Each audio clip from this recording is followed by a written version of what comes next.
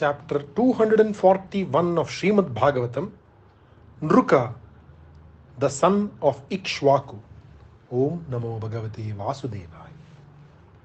Once, the sons of the Yadava heroes, led by Samba, Pradyumna and others, were playing in the gardens adjoining the outskirts of the city. When they had been playing for a long time, they were thirsty, and so they went in search of a lake, a river, or a well. Soon they came to a well. They looked inside but found that the well was dry and there was not even a drop of water. But what made them forget even their extreme thirst was a big garden lizard. It was enormous in size and it looked at them. They took pity on it and tried to lift it out of the well into which it had fallen by chance, or so they thought. They tied threads and then stronger threads and finally ropes to lift it out of the well. They could not do so.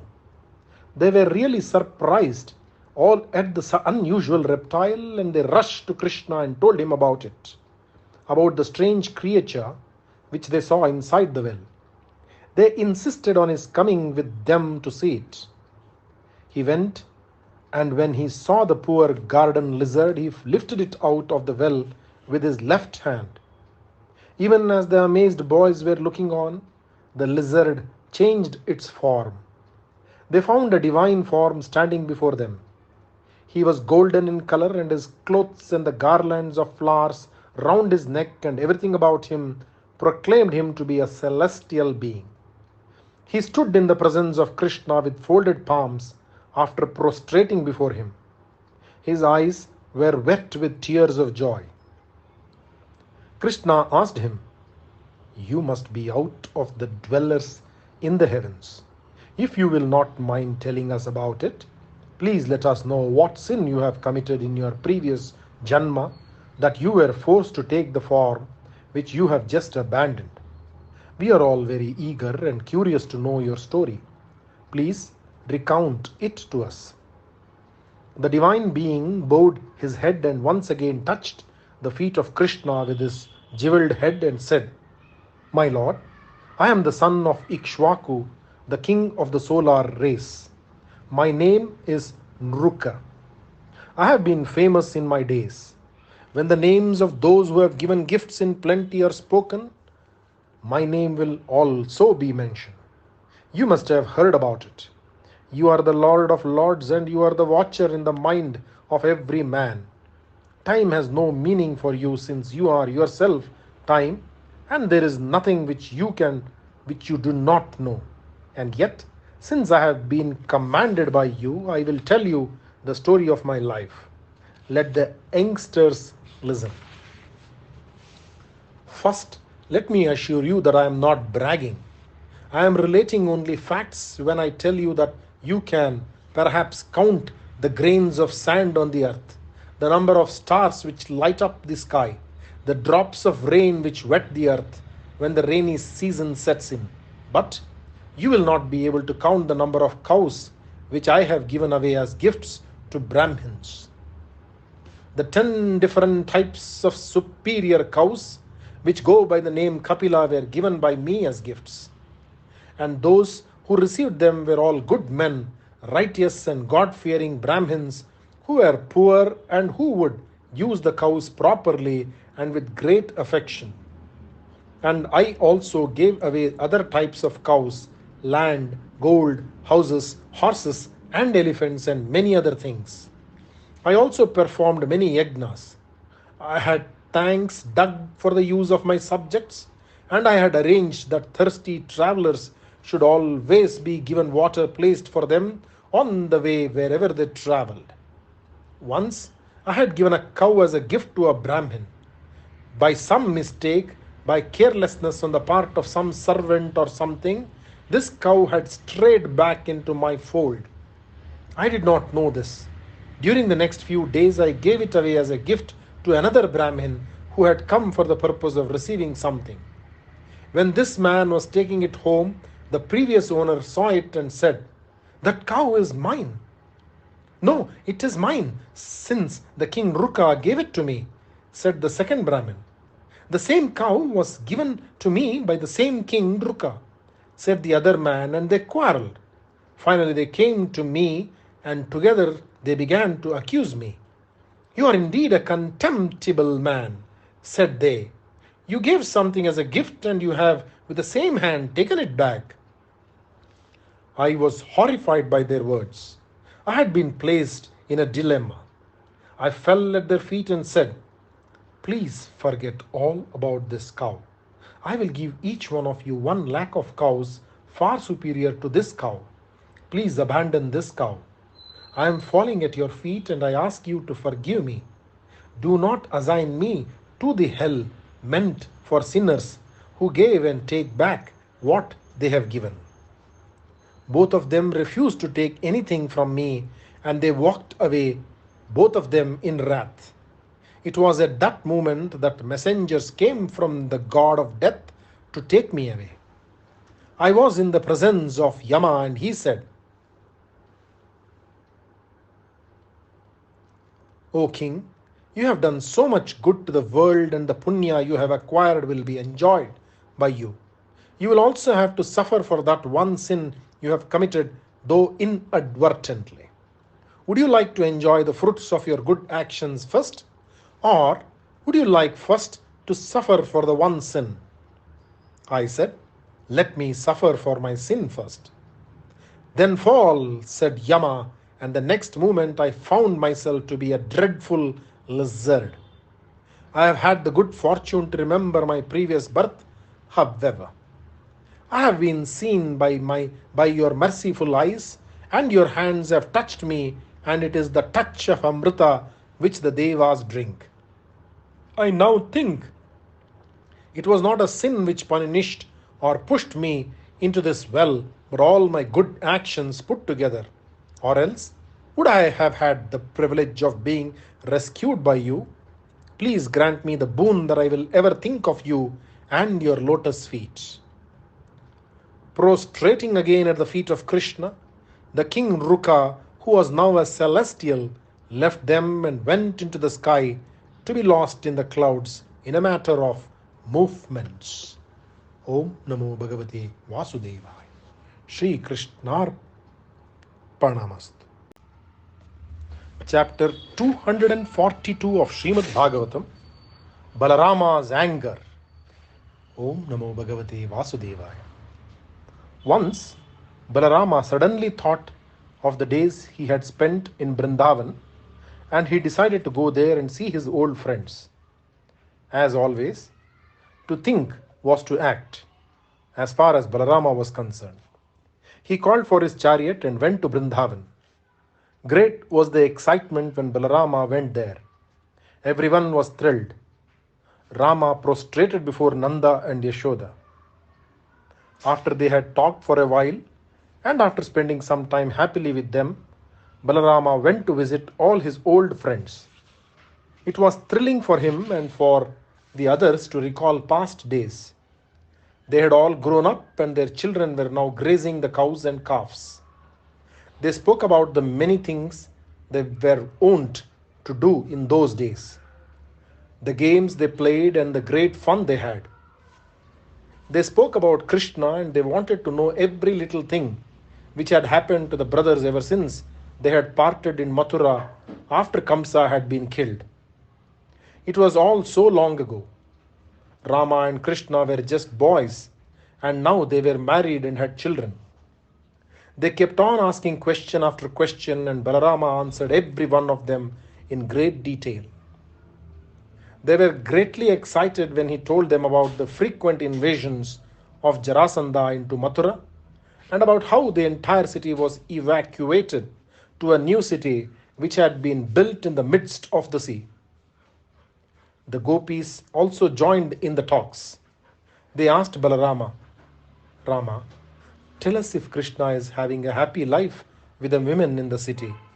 Does he think of us at all? And about the days he spent here with us. Does his mind ever wander back some time to the days of his childhood? Will he come at least once to Vrindavan to see his parents, if not us? For his sake, we gave up everything. Mother and father meant nothing to us. Brother and sister was a relationship we forgot completely. Why? We never gave a thought to our children or to our husbands when our minds were filled with the images of Krishna. He abandoned us, and with you and that man Akrura, he went away to the city. When we prayed to him and asked him not to go, he said, I have to go now, but I will certainly come back to you. We were for a long time living on hopes, hoping that he would come back to us. We thought he would be with us again. He sent a messenger, Uddhava, and again our spirits rose, but he never came. He is an ungrateful man, a fickle-minded person like the bee which sucks honey from the flower and then flies away never to return. We are sorry for the women in the city who, we are sure, will be deceived like we were by his winning ways and his lies steeped in honey. When we think of his face, his smile and his voice when he spoke to those lies, how can we be angry with him? Even now we feel like believing his words. Such is the charm he has. Come, let us shake ourselves and talk of other things. It is a fruitless task. If he can do without us, so can we. The women were weeping openly, and Balarama pacified them with loving words. Like the moon is glorious when the sun has set, even so when Krishna was there, they had not thought much of Balarama, and now they realized how charming he was and full of love for them. Balarama spent 2 full months with them, Chaitra and Vaishaka. He spent the time with them on the banks of the Yamuna. Balarama was very fond of drink by name Varuni. It was a very intoxicating drink, and he would wander around in Vrindavana in the forests, their old haunts when they used to graze the cows. His thoughts would soon become sad, and that would make him take more of the Varuni to make him forget the pain caused by remembering those happy days. He looked like a wild elephant when he wandered around like this. One day, he was so intoxicated that he did not know what was happening to him. He had lost one of his earrings, and his blue silk was slipping. His face, wet with sweat, looked like a lotus with water drops clinging to it. In his intoxication, he wanted the river Yamuna to come to the spot where he was, so that he could have a bath in the cool blue waters. Yamuna thought that he was so drunk, he did not know what he was saying, and so she ignored his command. Balarama became furious, and he said, "You are ignorant, and you deserve to be punished. I will split you into 1,000 little rivulets and see that you do not exist anymore." And he lifted up his weapon, the plough. Yamuna was shocked into realizing that he was really angry. She rushed to him and, falling at his feet, prayed to him to spare her. The great-hearted Balarama dropped his weapon and forgot all about her offending him at once. He then entered the river with the gopis and spent a long time in sport. When he came out of the river, the goddess Lakshmi appeared before him and gave him 2 pieces of blue silk and golden garlands and many ornaments. Wearing them, Balarama looked like Airavata, the elephant of Indra. Even now, there can be seen the groove which was caused by Balarama when he tried to change the course of Yamuna. Om Namo Bhagavate Vasudevaya. Shri Krishnarpanamast. Chapter 243 of Shrimadbhagavatam, Paundraka Vasudeva. Om Namo Bhagavate Vasudevaya. There was a country named Karusha. The king of that country was Paundraka. He was one of the many friends of Jarasandha. He had accompanied Shishupala when he went to Vidarbha for a wedding which did not take place.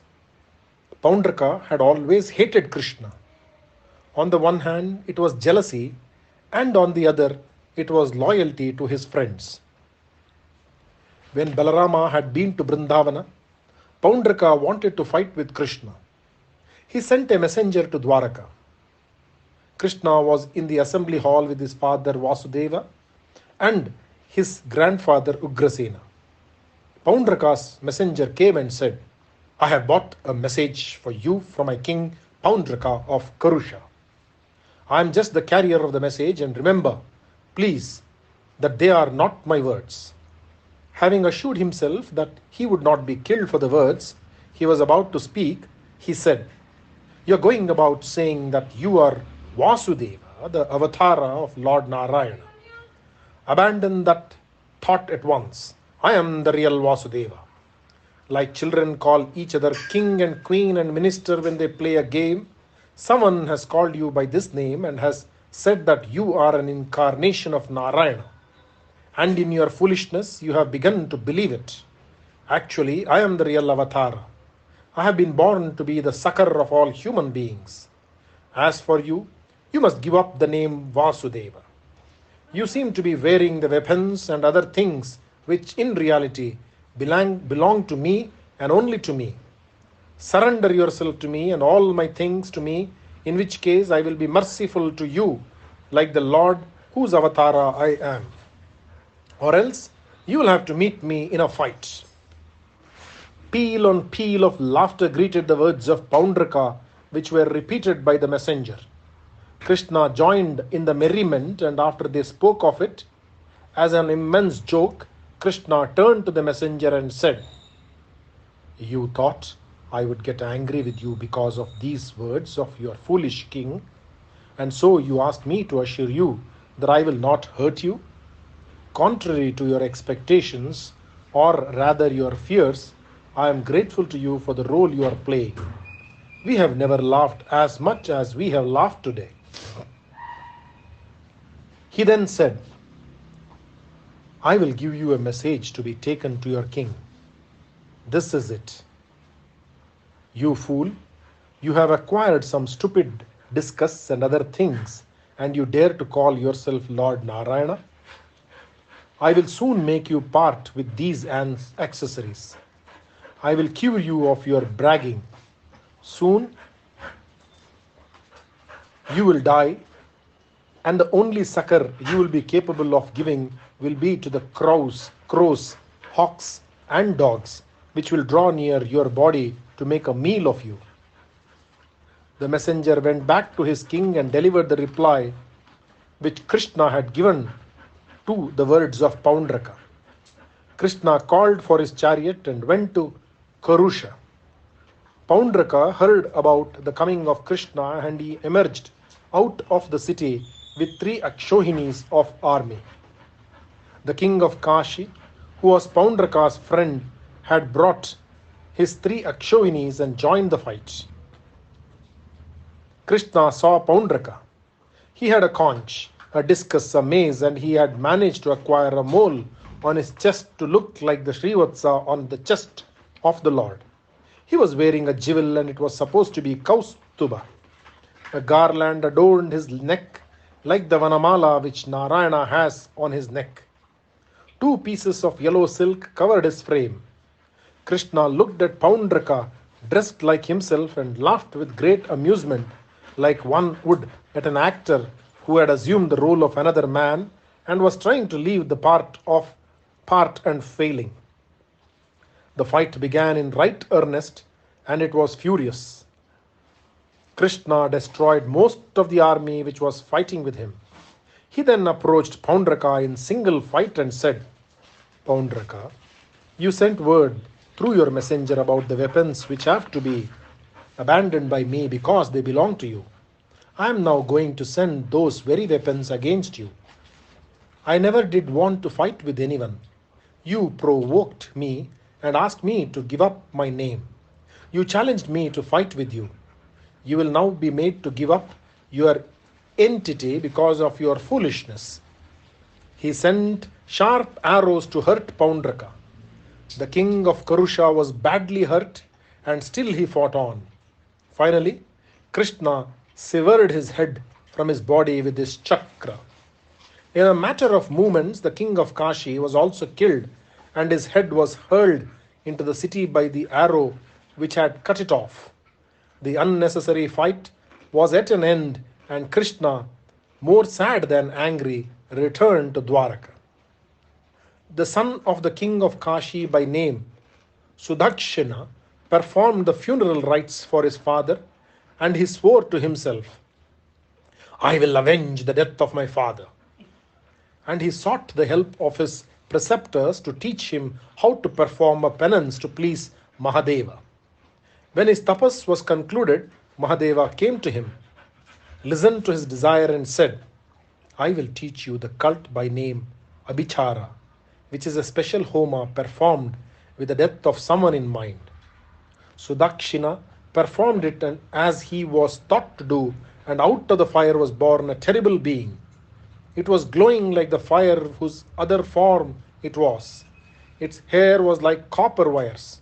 The eyes were spitting fire, and it was brandishing a trident in its immense arm. The earth trembled at every step it took, and, shouting hideously, the newly created form which spelt death rushed towards Dwaraka. The citizens in Dwaraka hid themselves wherever they could when they saw this dreadful being. Krishna was relaxing in his chambers, playing a game of dice. He heard the men screaming with fear.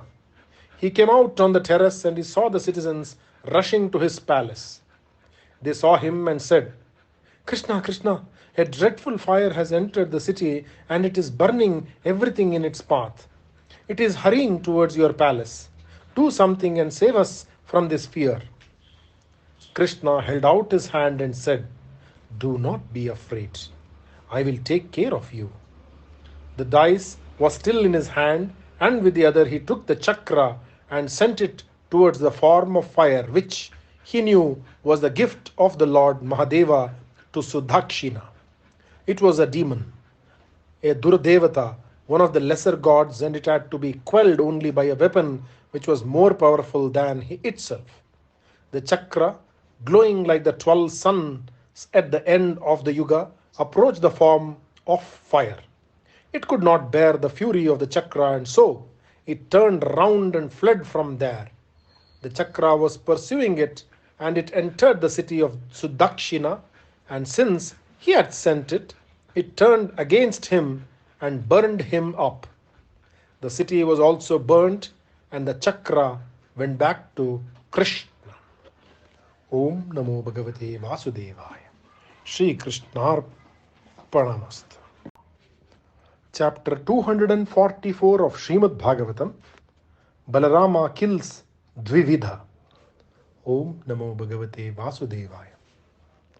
In the meantime, Balarama had another adventure. He was very fond of wandering in the forests on the hill Raivataka, which was very near the country Anartha. One day, while he was there with his many women, Balarama encountered a monkey by name Dvividha. Dvividha was a monkey, and he had been a great friend of Naraka, who had been killed by Krishna. This Dvividha was also an ancient monkey. He was the brother of Mainda. He was once the minister of Sugriva during the Treta Yuga. Time perhaps dulls the sensibilities of even good people. How else can one explain the fact that this monkey, which had spent so much time with Sri Rama, could become so wicked? Anyway, he became a devoted friend of Naraka. At his death, Dvividha decided to avenge the killing of his dear friend. He was bent on destroying the cities and the villages and the Gokulas systematically. He would pull out small hillocks, and with these as weapons, he would destroy entire villages. His anger was mostly against Krishna, and so he was aiming to destroy as much of Anartha as possible. He had the strength of 10,000 elephants. Once, he dived into the sea, and with his arms, he churned the waters. So powerful were his arms that the waters overflowed, and the country nearby was completely submerged underwater. This wicked monkey would enter the ashramas of the rishis and break the fruit-giving trees there. He would put out the sacred fires there which the rishis tended with so much care. He would kidnap men and women and keep them inside caves in the mountains and close up the mouths of the caves like wasps would tiny worms in mud houses. Once, when Balarama was wandering on the Raivataka with his women, Dvivida heard sweet music coming from the mountain side and went there. There he saw many women surrounding a handsome man. Balarama was wearing a garland of lotuses. His eyes were rolling with intoxication. He was singing with the women. Dvivida climbed on the top of a tree and played his pranks like shaking the branches, making faces at the women and grinning away and chattering. The women laughed at the antics of the monkey, who looked so strange and so big. Dvivida did not like their laughing at him. Ignoring the presence of Balarama, Dvivida began to tease the women. Balarama became angry and he threw a stone at the monkey.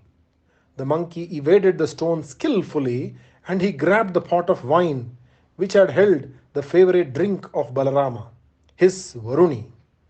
He broke the pot and at the same time he tried to grab the garments of the women, tear them and ill-treat the women.